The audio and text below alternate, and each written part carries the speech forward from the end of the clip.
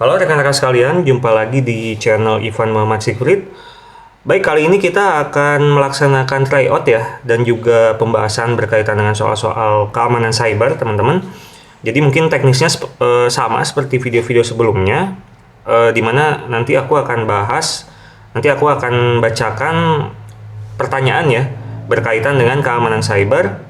Kemudian nanti aku beri waktu sekitar 20 detik untuk teman-teman menjawab dan menalar gitu ya, berkaitan dengan pertanyaan tersebut seperti itu.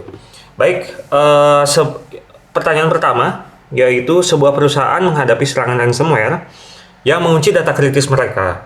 Jika rekan-rekan adalah penanggung jawab keamanan cyber, tindakan apa yang paling tepat untuk dilakukan sebelum memutuskan apakah akan membayar tebusan atau tidak?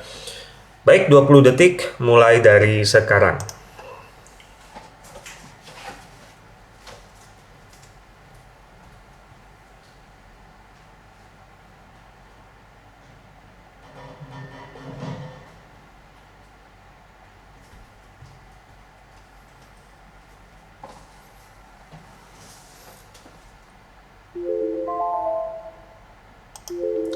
Baik, waktunya sudah habis. Kita lihat jawabannya adalah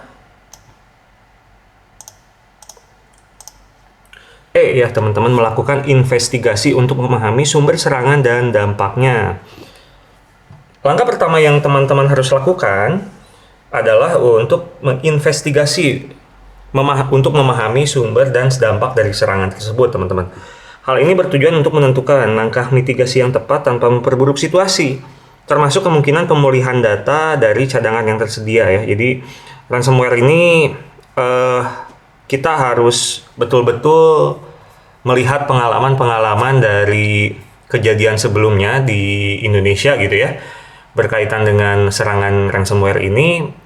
Kalau kita lihat bahwa perusahaan-perusahaan dan juga instansi yang terkena serangan ransomware ini bisa kembali lagi gitu ya, bisa up kembali gitu, jika mereka memiliki cadangan data untuk dilakukan pemulihan berdasarkan data backup tersebut gitu, teman-teman. Sehingga nanti kalau misalkan nanti teman-teman sudah masuk ke dalam suatu instansi gitu ya, teman-teman wajib melakukan proses backup data ya secara rutin gitu, teman-teman, dan terisolasi gitu ya dari server utama gitu, teman-teman. Sehingga ketika worst case-nya gitu ya, server utamanya itu diserang, kita bisa mengembalikan data-data ke backup sebelumnya gitu, teman-teman. Jadi teman-teman harus lihat dan juga mempelajari pengalaman-pengalaman itu, sehingga nanti ketika sudah masuk ke dalam instansi bisa setidaknya mengaplikasikan itu dan juga mengamankan server-server yang ada gitu ya di instansi tempat teman-teman mengabdi, seperti itu, teman-teman ya. Jadi, nah ini ada beberapa tahapan gitu ya, berkaitan dengan serangan ransomware. Apa sih yang sebetulnya kita harus lakukan gitu kan? Yang pertama adalah kita harus melakukan prevention. Jadi, kalau misalkan kita punya sistem operasi, jangan lupa kita install antivirusnya. Jangan lupa untuk selalu melakukan updating ya dari segi sistem operasinya dan juga dari antivirusnya, sehingga serangan-serangan seperti ini bisa diminimalisir gitu ya.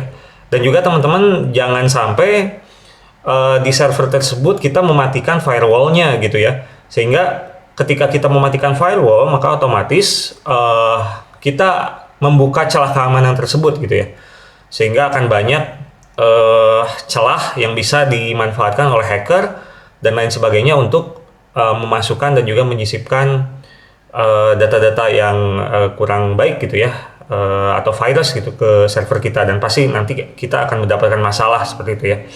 Kemudian yang kedua adalah kita melakukan early detection ya, menggunakan tools dan juga teknologi untuk mendeteksi suspicious activity atau tanda-tanda gitu ya dari ransomware attacks sebelum damage signifikan itu terjadi gitu ya.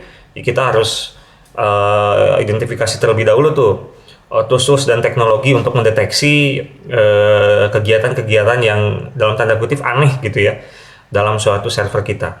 Bahkan kalau perlu kita harus langsung matikan saja gitu kita lakukan pengamanan agar tebusannya tidak meningkat tajam gitu teman-teman ya. Seperti itu teman-teman. Kemudian yang ketiga adalah incident response. Jadi proses yang harus diambil ketika terjadi serangan ransomware yang sudah terdeteksi ya. Seperti misalkan isolated infected system ya, yang seperti tadi aku sudah bilang gitu. Kemudian forensic analysis untuk memahami dan juga dari mana sih sebetulnya serangan ini bisa masuk gitu ya. Kemudian jika perlu kita bisa memanggil gitu ya tim response emergency ya berkaitan dengan serangan ransomware ini, baik mungkin dari kementerian, baik dari vendor dan lain sebagainya gitu ya teman-teman. Yang penting kita harus mengamankan terlebih dahulu server yang sudah terinfeksi seperti itu teman-teman. Kemudian yang keempat adalah recovery ya. Jadi setelah terjadi maka kita perlu untuk memikirkan bagaimana caranya kita merecovery data-data tersebut gitu. Beberapa pengalaman yang saya dapatkan dari berita dan lain sebagainya dan dari YouTube gitu ya, aku lihat bahwa proses recovery ini bisa terjadi jika ya suatu perusahaan atau instansi memiliki backup gitu ya. Tapi akan sangat sulit sekali jika misalkan kita tidak memiliki backup data, karena ransomware itu bekerja dengan melakukan proses enkripsi terhadap data-data kita gitu, dan key-nya itu biasanya berbentuk sangat unik gitu ya, sehingga butuh waktu hingga bertahun-tahun untuk melakukan proses unlocking tersebut menggunakan teknologi terbaru, teknologi server terbaru itu juga gitu ya, sehingga hal ini menjadi hal yang mandatori gitu ya untuk teman-teman melakukan backuping data dan juga pengamanan data gitu berkaitan dengan aplikasi dan juga server-server yang mungkin nanti teman-teman akan coba kelola gitu ya. Kemudian yang terakhir adalah evaluation dan improvement. Jika misalkan sudah berhasil, maka kita perlu untuk mengevaluasi ya dan juga mengimprove keamanan yang berhubungan dengan server kita, baik dari segi bisnis proses, mungkin apakah akses itu bisa kita berikan pada vendor atau enggak gitu. Itu perlu kita revisi ulang ya.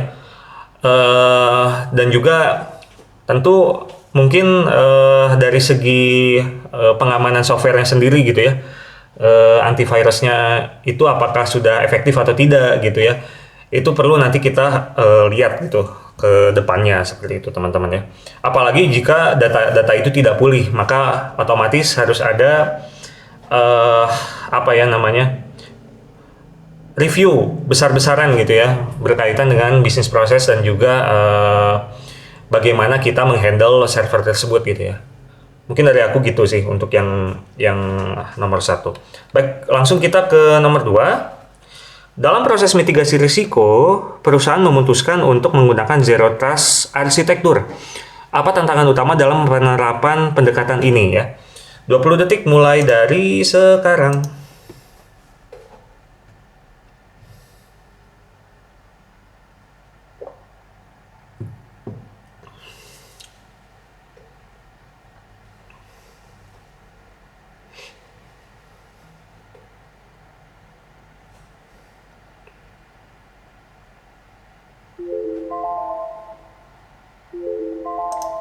Baik, waktunya sudah habis teman-teman. Kita lihat jawabannya adalah B ya. Pendekatan Zero Trust mengharuskan setiap permintaan akses divalidasi kembali yang dapat menyebabkan penurunan kinerja jaringan. Tantangan ini perlu dikelola dengan strategi optimasi teknologi, seperti misalkan caching dan juga kebijakan berbasis konteks, seperti itu teman-teman. Jadi seluruh request yang ada terhadap jaringan kita itu selalu harus dilakukan verifikasi ya. Itu adalah konsep utama dari Zero Trust Security. Sehingga ketika ada request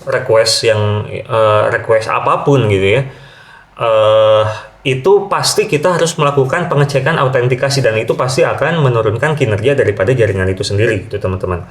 Sehingga kita perlu untuk melakukan teknik optimasi tadi ya, Seperti misalkan caching juga berbasis konteks juga gitu ya.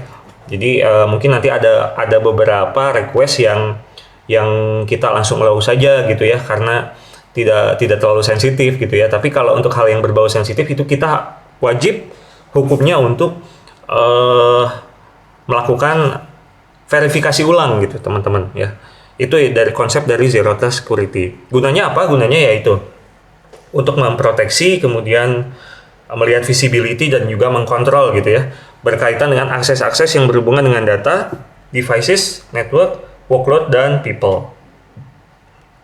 Seperti itu teman-teman ya untuk yang Zero Trust Security. Baik, kita lanjut ke soal nomor 3. Sebuah organisasi menemukan bahwa sistem mereka telah disusupi oleh serangan Advanced Persistent Threat ya. Ini aku izin zoom dulu teman-teman biar kelihatan. Langkah apa yang harus dilakukan untuk mengurangi dampak jangka panjang dari serangan ini? 20 detik mulai dari sekarang.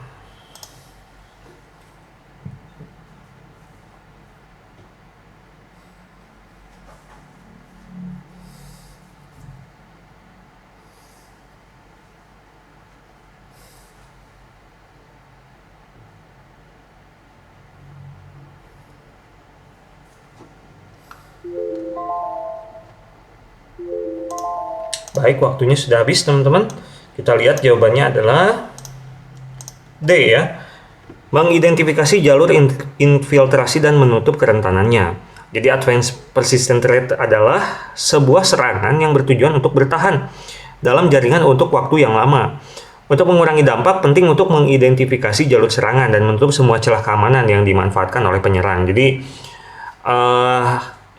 kunci utama dari menutup Advanced Persistent Threat ini adalah kita harus merevisit ulang port-port yang terbuka mungkin ya dalam suatu jaringan gitu teman-teman. Biasanya kalau port itu terbuka, itu akan dimanfaatkan oleh hacker gitu ya, untuk memanfaatkan celah tersebut untuk menyusupkan berbagai macam script dan lain sebagainya gitu ya ke dalam server kita.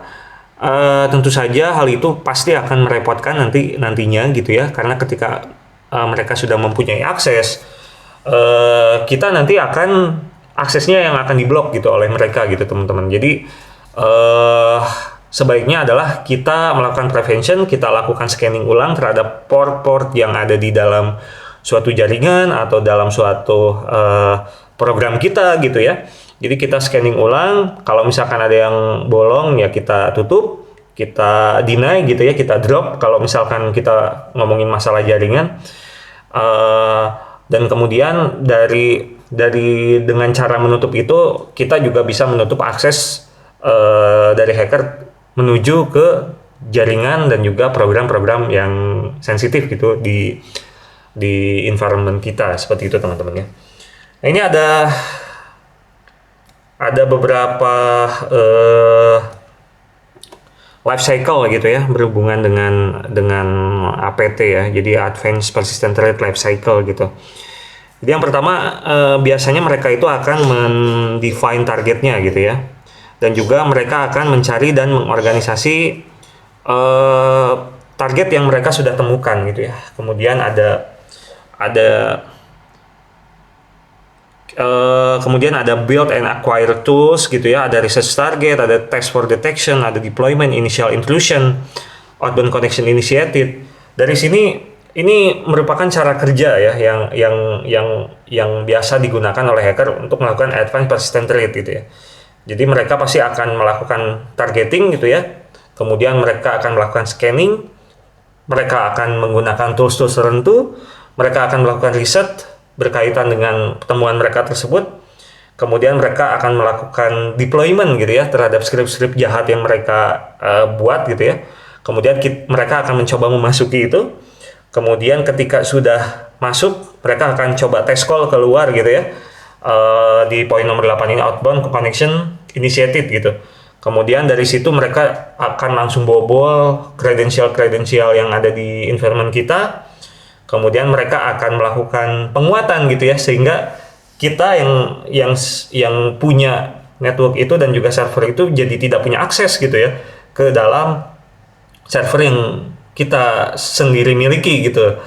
Kemudian lakukan exfiltrate data, jadi mengambil data-data dan juga mereka mengcover gitu ya, sehingga tetap tidak terdeteksi gitu dari luar seperti itu. Jadi mereka akan keep silent, tetapi sebetulnya mereka tetap memanfaatkan gitu ya network dan juga server-server kita seperti itu teman-teman ya. Life cycle dari Advanced Persistent Threat ya atau APT seperti itu. Kita lanjut ke soal nomor 4 teman-teman. Sebuah serangan man in the middle berhasil menyusup ke komunikasi antara dua server.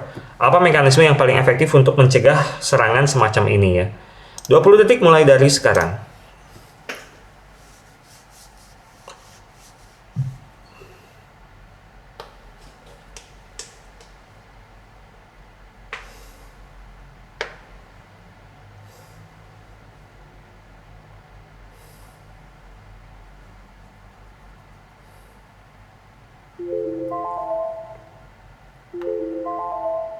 Baik, waktunya sudah habis. Jawabannya adalah B ya teman-teman. Jadi public key infrastruktur dan enkripsi end-to-end memastikan data tidak dapat dibaca oleh pihak ketiga teman-teman. Meskipun berhasil mencegah komunikasi sehingga efektif dalam mencegah serangan man in the middle ya. Jadi ini merupakan ciri khas dari HTTP secure gitu ya. Sehingga public key infrastruktur dan enkripsi end-to-end itu wajib hukumnya di zaman sekarang ini gitu ya untuk mencegah serangan yang ada di tengah-tengah antara user dan juga server gitu ya. Sehingga jawaban yang paling tepat adalah B, teman-teman. Siap. Lanjut ke soal nomor 5. Seorang administrator menemukan serangkaian log mencurigakan yang menunjukkan upaya gagal untuk login dari berbagai alamat IP. Dalam waktu singkat, apa langkah mitigasi yang paling efektif? 20 detik mulai dari sekarang.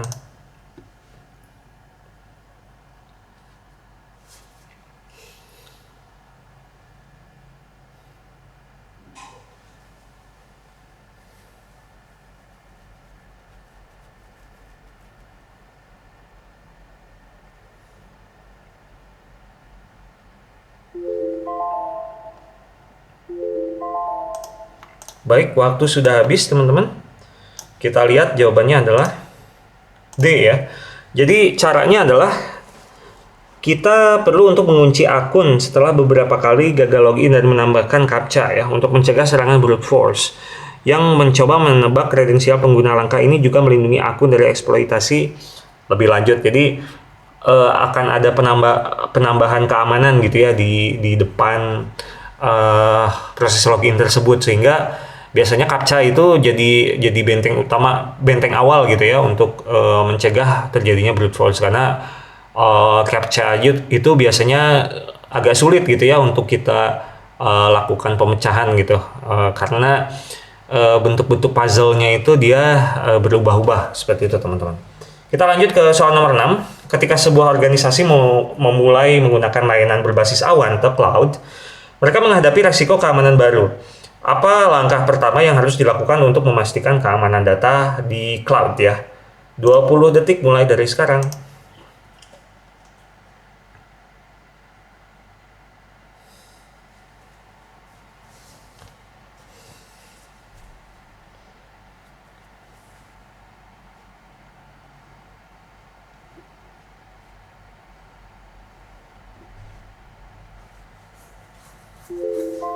Baik, waktunya sudah habis teman-teman. Kita lihat jawabannya adalah B ya teman-teman, memilih penyedia layanan cloud dengan sertifikasi keamanan yang diakui ya. Biasanya di dalam suatu cloud itu juga ada tambahan paket untuk keamanan gitu teman-teman. Jadi bisa juga nanti kita langganan tambahan seperti itu di layanan-layanan cloud hyperscaler misalkan ya, di AWS misalkan, atau di Google Cloud Platform atau di Azure seperti itu ya.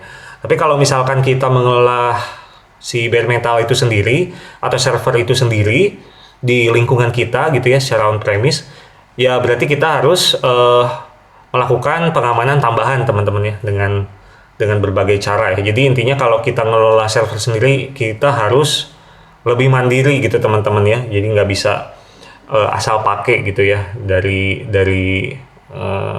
sananya gitu. Sehingga kita ya perlu ada teknik tambahan, kita perlu banyak belajar di sana karena server semuanya kita kelola sendiri gitu ya.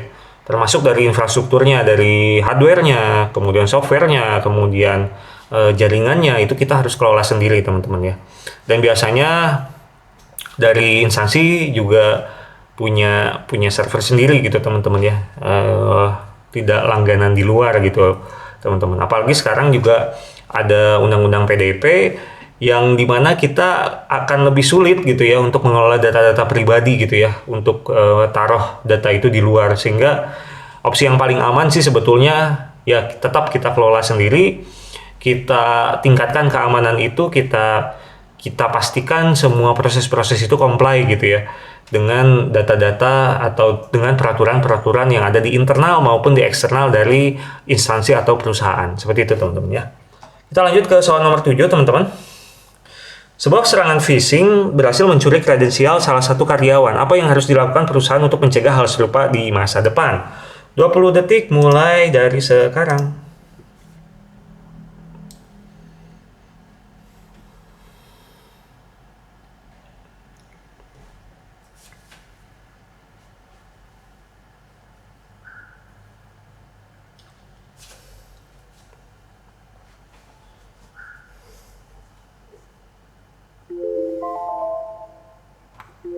Baik, waktu sudah habis teman-teman. Kita lihat jawabannya adalah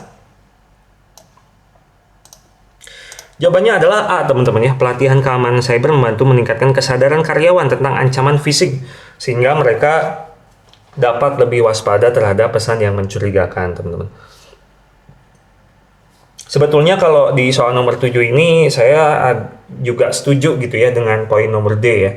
Memperkuat aturan spam filtering pada server email. Jadi spam-spam ini kan bisa kita deteksi gitu ya, dan juga kita improve gitu terkait dengan pendeteksiannya, dan juga ya perusahaan atau instansi tersebut ya harusnya juga bisa meningkatkan gitu ya, meningkatkan policy berkaitan dengan spam ini. Jika memang terdeteksi sebagai spam ya bisa kita langsung hapus saja gitu ya.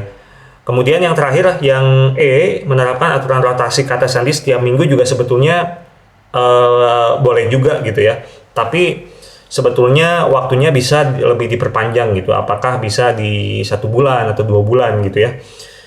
Tetapi saya juga setuju gitu untuk yang poin nomor E ini ya. Jadi sebetulnya kalau dari pilihan jawaban ini untuk yang A, D, dan E, saya rasa itu jawabannya sesuai gitu teman-teman ya. Baik, kita lanjut ke soal nomor 8 teman-teman.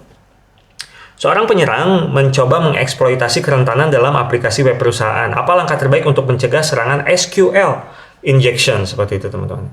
20 detik mulai dari sekarang.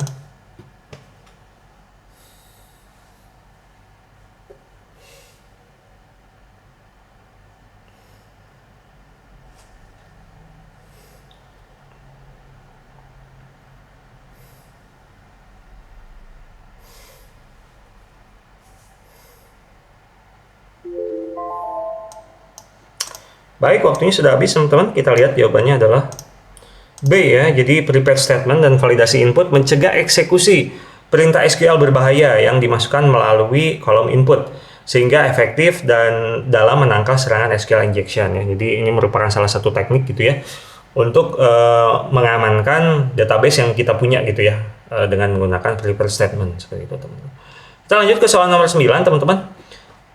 Organisasi Anda berencana untuk memigrasikan sistem penting ke cloud public ya. Apa strategi utama untuk memastikan data tetap aman selama proses migrasi? 20 detik mulai dari sekarang.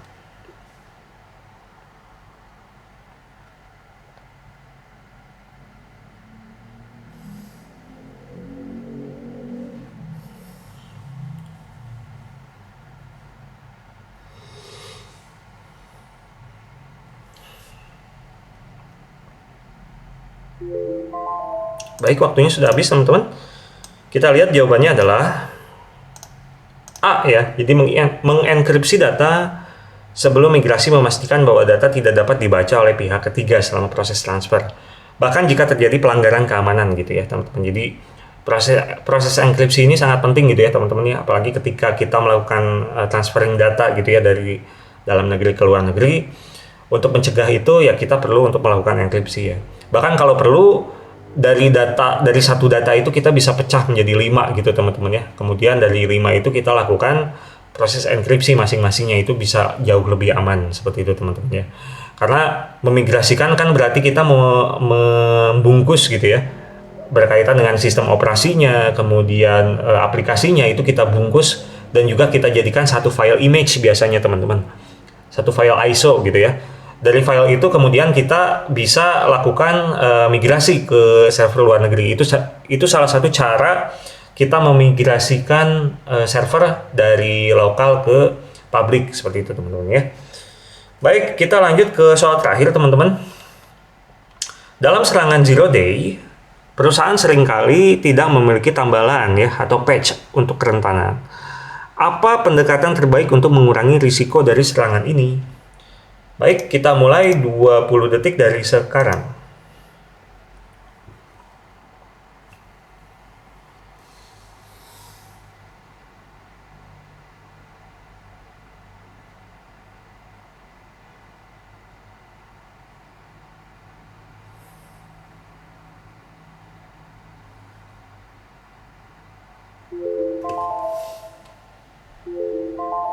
Baik, waktu sudah habis teman-teman. Kita lihat jawabannya adalah B ya. Kontrol berbasis perilaku mendeteksi aktivitas mencurigakan yang belum dikenali oleh metode berbasis tanda tangan atau signature based, sehingga efektif dalam mengurangi risiko serangan zero day ya. Seperti itu teman-teman. Jadi salah satu cara untuk serangan zero day ini adalah menerapkan kontrol berbasis perilaku untuk mendeteksi aktivitas anomali ya. Seperti itu teman-teman. Kita lihat di sini di zero day vulnerability, yang pertama adalah kita tidak tahu gitu ya keamanan mana yang dieksploitasi oleh seorang hacker gitu ya. Kemudian dari sini akan teridentifikasi dan dieksploitasi oleh hackernya sendiri seperti itu teman-teman. Kemudian setelah dieksploitasi, mereka akan memasukkan malware dan juga akan menyebabkan semacam cyber attack ya, sehingga hasil akhirnya adalah data loss, data hilang atau data terenkripsi menggunakan ransomware teman-teman. Kemudian dari situ kita juga bisa tahu setelahnya ya, bahwa sebetulnya kita sudah mendapatkan serangan gitu ya, tapi kita mendapatkan hanya zero days gitu ya, atau hanya hari itu gitu ya untuk memitigasi hal tersebut, sehingga kita tidak memiliki waktu untuk melakukan mitigasi dan juga ibaratnya ini tuh kayak sudah kadung gitu ya, sudah tercemplung gitu ya, dan kita tidak punya apa-apa untuk memitigasi itu gitu teman-teman. Jadi yang tepat adalah kita bisa menerapkan kontrol berbasis perilaku untuk mendeteksi aktivitas anomali ya. Bahkan kalau kita tahu bahwa itu adalah virus yang baru, virus yang memang tidak terdeteksi sebelumnya oleh antivirus yang sudah ada ya, yang konvensional gitu teman-teman. Sehingga cara yang paling tepat untuk menghadapi jenis virus baru ini adalah dengan menerapkan kontrol berbasis perilaku untuk mendeteksi aktivitas anomali menggunakan metode heuristik namanya, seperti itu teman-teman. Baik, mungkin itu dulu teman-teman untuk pembahasan tryout dan juga soal-soal gitu ya berkaitan dengan keamanan cyber teman-teman. Kalau misalkan masih ada pertanyaan, silakan tanyakan di kolom komentar. Jangan lupa, mohon bantuannya banget teman-teman untuk like, kemudian komen, dan juga subscribe teman-teman ya, biar aku bikin videonya makin semangat. Terima kasih teman-teman sudah menonton video ini. Saya tunggu di video selanjutnya. Terima kasih. Assalamualaikum warahmatullahi wabarakatuh.